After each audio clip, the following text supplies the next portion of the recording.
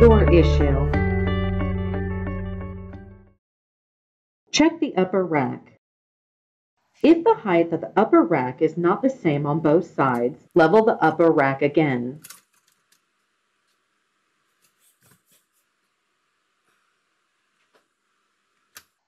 Visually inspect the interior of the dishwasher, including the racks for any packaging material.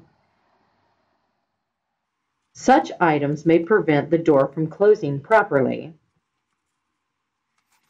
Door inspection. Slanted. Make sure the door opens and closes smoothly.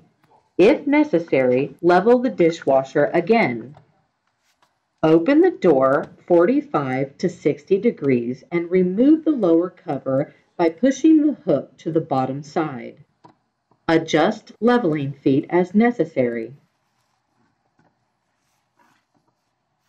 Check the top and corners of the door for distortion if there is any visible.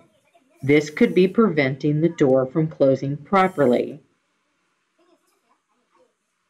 Adjust the door by moving it from side to side.